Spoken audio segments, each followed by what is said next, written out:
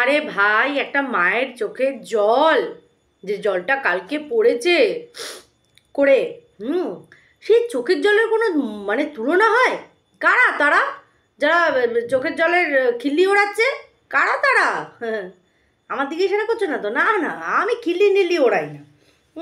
খিল্লি তাদেরই ওড়ানো হয় যারা নিজেরা নিজেদের লাইফকে খিল্লি বানিয়ে রেখেছে। তো তাদের আবার মানুষ কি খিল্লি ওড়াবে? 1.5 বছরে হঠাৎ করে একটা অন্যের বাচ্চাকে দেখে তখন গিয়ে চোখ দিয়ে জল বেরোয়, সেইখানে ভাই আন্তরিকতা বলে জিনিসটা কোথায়? একটা মা যেখানে এক রাত্রিরও সন্তান ছাড়া কিভাবে থাকে সেটা নিয়ে একটা মানে চিন্তার বিষয় থাকে, সেখানে 1.5 বছর হয়ে গেল, মনে পড়ে না বাচ্চার স্পর্শ? হ্যাঁ, আবার যারা দালালি করছে তারা সেই লেভেলে গিয়ে লেভেল আপ দালালি করছে, যেখানে বাবা মায়ের যে কষ্ট, সন্তান না পাওয়ার বেদনা একটা মাই বোঝে, তাই? আর যারা বুঝছে না তারা মানা, ও তারা মানা না, ও বিষয় বিষয় তো আমার এই কালকের করা ভিডিওটা যে কতজনের জায়গায় জায়গায় চুনচুনানি হয়েছে, সেখানে তো আমার ভাই কিছু বলার নেই। ভিডিও যেটা দেখেছি, ভিডিও করেছি, ঠিক আছে? তোদের মারা তোদের ভিডিও করলেও জ্বালা, ভিডিওর বাইরে গিয়ে বললেও জ্বালা, সবেতেই জ্বালা, মানে বাবা কিচ্ছু করা যাবে না, তাই না? তো যাই হোক, তারপরে আমি সকালবেলা দেখলাম, ও বাবা, ও মাই ডগ টাইপস, ওই 4 আনা পয়সার দালালটা এসেছিল, হ্যাঁ, ওই ধ্বজ ভাঙা বরের দালালটা, বউটা, হ্যাঁ ও এসেছিল। মানে ও যে লাতখোর দালাল, কারণ ওকে ছেটে ফেলে দিয়েছে, সর্বপ্রথম ওকেই ছেটেছে, পরের মাথায় কাঁঠাল ভেঙে খায়, সর্বপ্রথম ওকে ছেটে দিয়েছে। কিন্তু তারপরেও কিন্তু দালালিটা যে ওর রন্ধ্রে রন্ধ্রে আর রক্তে রক্তে আর মিশে আছে, সেটাকে ও কিছুতেই ছাড়তে পারছে না। বলছি, সকালবেলা যে কথাগুলো বললি সেগুলো শুনে আমার না এরকম কষ্ট হবে ভাবলি? কি এটা? ও হার, এরকম কষ্ট হবে? ওগুলো আর পাত্তাই দিই না, পাতেই নি না ওই কথাগুলো। যে কথাগুলো তুই বললি না, সেই কথাগুলো পাতে নি না রে। হ্যাঁ, বিশ্বাস কর। এই দেখ, তুই কিছু কিছু কথা বললি, তার আগে বলি welcome back to my channel. কেমন আছো তোমরা সবাই? আশা করি সবাই ভালো আছো, আমিও ভালো আছি, বিন্দাস আছি। আরে দালাল আমাকে নিয়ে বলেছে, আবার বলছে দেখো এই একটা ভিডিও করলাম, সেটা দিয়ে 2-4টে না রে, এখন আর ওই সব নেই। 2-4টে নামানোর মতন মানসিকতা সত্যিই নেই। প্রচুর কন্টেন্ট আছে তোর থেকে, মানে তুই আমার প্রধান কন্টেন্ট ছিলি, কিন্তু এখন তুই আর সেই প্রায়োরিটিতে বিলং করিস না, বুঝতে পেরেছিস তো? সেই যে একটা লেভেল আপ ব্যাপারটা, সেটা তোর ভীষণ ডাউন মার্কেট হয়ে গেছে। দেখ, যেসব মানুষরা তোর বরের আন্টু বান্টু শান্টু নিয়ে কথা বলে, যে সেটা দাঁড়ায় না বলে তুই সন্তানের জন্ম দিতে পারিস না, মানে তোর জন্য আমার দাদাকে কথা শুনতে হচ্ছে। মানে যে মানুষটা সুস্থ, ধ্বজ ভাঙা তো অ্যাকচুয়ালি তুই, সে তো না, সে তো সুস্থ মানুষ, হ্যাঁ, তার বাবা হওয়ার ক্ষমতা আছে, তোর মা হওয়ার ক্ষমতা নেই। কিন্তু তবুও স্বামী তো, তোর স্বামী দীপ্তিদি বলেছে স্বামী বলে না, বর, হ্যাঁ তোর বর তো। তাহলে হাজব্যান্ডের রেসপেক্ট রাখাটা, তুই তো প্রতিব্রতা নারী, আমাদের মতন তো না যে আমরা আলোচনা করে বেড়াই অন্য পরপুরুষের সাথে যে স্বামীর সাথে এক ঘরে শুই কি শুই না। ওই পরপুরুষটাকে জিজ্ঞাসা করিস তো, কেন দাদা আপনার সাথেই এইরকম গল্প করতে গেল? হ্যাঁ, মানে আপনারও কি মানে শোয়া টোয়ার ইচ্ছা ছিল, মানে এরকম একটা ব্যাপার আর কি। না মানে আর কিছু না, দাদার সাথে ডাইরেক্ট এরকমই আলোচনা করে দিলাম যে আমি আমার বড়ের সাথে শুনে না, লাইক সিরিয়াসলি। আর এইটা শুনে মানে আমাকে হ্যাঁ আসে না। থার্ড ক্লাস যার কার্যসিদ্ধি হয়নি সে এই ধরনের জিনিস রটাচ্ছে, ঠিক আছে? তার কার্যসিদ্ধি হয়নি, সিদ্ধ হস্তে সে একটা কার্য সিদ্ধ করতে এসেছিল, ভেবেছিল না না হয়ে যাবে, মানে হয়ে যাবে আর কি, মানে সেটা আর হলো না, তাই না? মানে আমি আমার বরের সাথে এক ঘরে শুই না, তারপরেও মানে সেই পুরুষটার প্রতি আমি আসক্ত হলাম না, মানে আসক্ত হয়ে তার প্রতি আমার লুটে পুটে যাওয়া উচিত। যেমন তোর কথা অনুযায়ী, মানে এই যে 49 বলে যেটা তুই বলতে চাস, দেখ সেটা তুইও ভালো করে জানিস যে 49 না, তুই ভালো করে জানিস না না না, তোর আবার টাউন মার্কেট দিচ্ছি চিপ, মানে একদম চিপ রেটে যেগুলো বিক্রি হয় তুই হচ্ছে সেইটা। তো যে কিনা এমন মানুষের বাড়িতে গিয়ে মানে মটন ভক্ষণ করে, যেখানে তার স্বামীকে ধ্বজভাঙা বলা হয়েছে, যার জন্য তোর সন্তান সম্ভবা হতে পারছিস না, এত বড় এত বড় কথা। আজ অবধি দাদাকে নিয়ে যত ভিডিও করেছি সেই লেভেল ছাড়িয়ে গিয়ে এই ধরনের কথা, তারপরেও সেই মানুষের বাড়িতে গিয়ে পা লেচে বসে মাটন খাস। হায় রে, তোর মতন আনাংলা আরেকটা আছে। হ্যাঁ, বান্ধবীর ছেলের দিকে হাত বাড়িয়েছিলিস কেন রে, কেন? আজকে সঠিক সময় সন্তান হলে তোর সন্তানটাও তো কাছাকাছি বয়সী হতো, তাই না? কাছাকাছি বয়সী হতো, তাহলে সেই ছেলেটির দিকে এমন হাত বাড়িয়ে তাকে মিস ইউ লেখার কী দরকার? না মানে আমার বক্তব্য হচ্ছে যে দেখ, এটা তোকে প্রথমেই ছেটে ফেলে দিল। সেই মা কোনোদিনও মেনে নিতে পারেনি তুই মন্দিরাকে সাপোর্ট করেছিস, কারণ মন্দিরা একটা অতটুকু বয়সী একটা 25-26 বছরের ছেলের সাথে আসক্ত হয়ে পড়েছিল, তার সাথে প্রেম আলাপে তুই সেটাকে সাপোর্ট করেছিলিস। তোর বান্ধবী সেই কারণে তোকে আরও ছেটে ফেলেছে, কারণ সে কখনো মা হিসাবে মেনে নিতে পারেনি যে তুই তার ওইটুকু ছেলেটাকে আই মিস ইউ লিখেছিস। কিসের জন্য, কোন ওয়েতে গিয়ে আই মিস ইউটা লিখেছিলিস?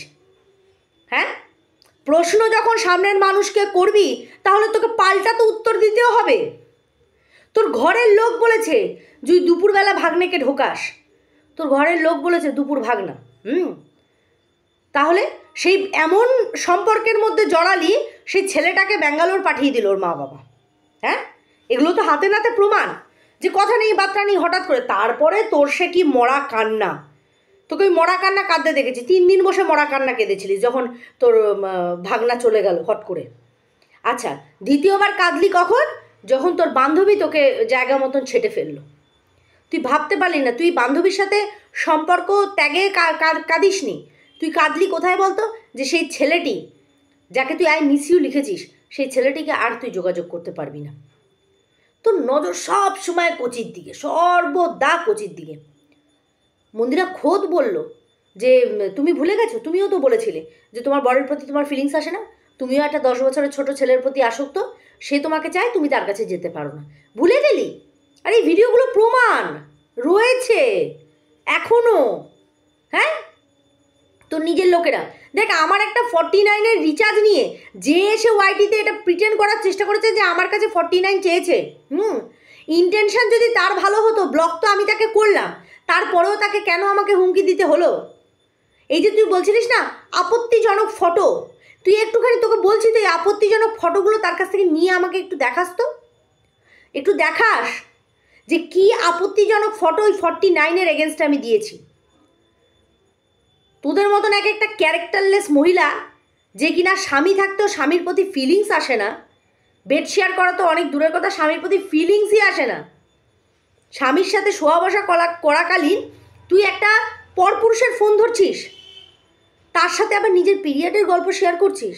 আরে বাবা, তারপরে তো সবচেয়ে লেভেল আপ যে পারফরমেন্স দিয়েছিলিস, উজ্জ্বলের বান্টুতে বসে দেখবি সেটা দাঁড়ায় কিনা, ওর বউ ঠেলবে আর তুই চাপ দিয়ে দেখবি সেটা দাঁড়ায় কিনা।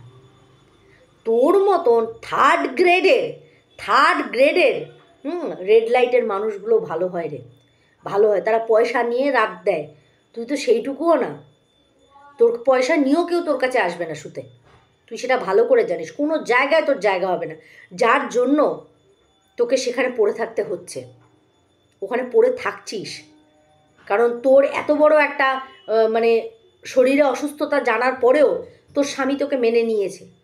কোথাও না কোথাও তার শিক্ষা, কোথাও না কোথাও তার মানবিকতা, কোথাও না কোথাও তার ভালোবাসা, যেটাই হোক।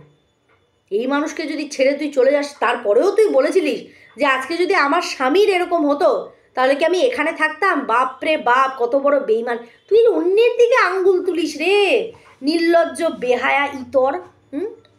তুই অন্যের দিকে, আর কি বলছিস আমার ছেলেদের, আমি মানুষ, আমার ছেলেরা হাওয়ায় বড় হয়ে গেছে, দেখ সেই ক্ল্যারিফিকেশান তোকে দেবো না, নেভার নেভার এভার এভার। কে কার সন্তানকে কিভাবে পালন করছে, বড় করছে, কি করছে, সেই ক্ল্যারিফিকেশান যদি তোর মতন দালাল ছাপকে, রাস্তার ছাপ গাটারকে দিতে হয়, তাহলে তো ভাই অন্যরকম হয়ে গেল বিষয়টা। তোকে দিতে হবে, তোকে ক্ল্যারিফাই দিতে হবে যে আমি আমার ছেলেকে কি করি না করি। লাইক সিরিয়াসলি মানে এইরকম জোক অফ দ্য ইয়ারও হতে পারে, joke of the day, joke of the universe, এরকমও হতে পারে।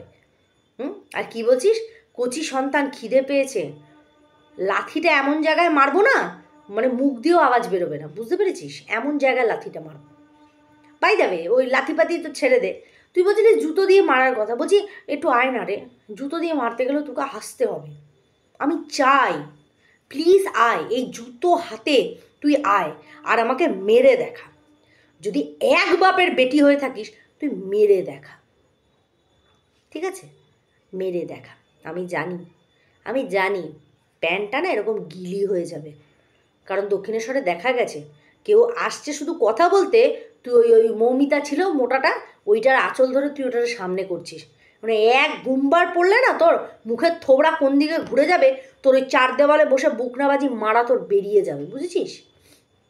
তোকে আমার ভরা সংসার, আমি তোকে অভিশাপ দিয়ে আমি অভিশাপ কুড়িয়েছি, আমি তোকে অভিশাপ দিয়ে অভিশাপ কুড়িয়েছি নাকি সর্বপ্রথম তোকে আমি কেন অভিশাপ দিয়েছি সেই কারণটাই তো লোকের সামনে তুই বলিস না, যে তুই আমার মায়ের সম্পর্কে কি বলেছিস যার জন্য তোকে আমি ওই কথা বলেছিলাম। তারপরেও অন ক্যামেরা ক্ষমা সর্বপ্রথম আমি চেয়েছিলাম, তুই তো ভেবেছিলি সেটা নিয়ে আরও তুই রসিয়ে কষিয়ে ভিডিও করবি। আমার ক্ষমা চাওয়া দেখে তারপরে তুই এখানে কাঁদতে কাঁদতে ক্ষমা চাইতে বসেছিলিস। তোর এই ক্ষমা, শোন, মুখে বলে তো এখানে আর জ্বালা মেটানো যায় না, অনেক জ্বালা থাকে যেগুলো মানে মুখে হয় না, কিছু ভূত থাকে যেগুলো লাতসে যায়, ঠিক আছে? সেগুলোকে প্র্যাকটিক্যালি কাজ করতে হয়, তার মধ্যে তুই হচ্ছিস নাম্বার 1 পোস্টে। তো এগুলো তোর বলে লাভ নেই, তুই নিজে দুশ্চরিত্রা, ভাগনা, বান্ধবীর ছেলে, তারপরে তো কি বলবো, তুই তো মানে হুলকেও ট্রাই মেরেছিলিস, মানে ফোকলাকেও বলেছিলিস তুমি আমাকে ভুলে গেলে। বাবা, রুচি, তারপরে তো এখন আরসকে দেখে থোবড়াটা ভালো বল, হ্যাঁ জানি তো, আমরা জানি ভালো থোবড়া। বেজন্মা বলছিস না তো ইদানিং, আর বেজন্মা বলছিস না, ঢ্যাঁড়স করে যাচ্ছিস।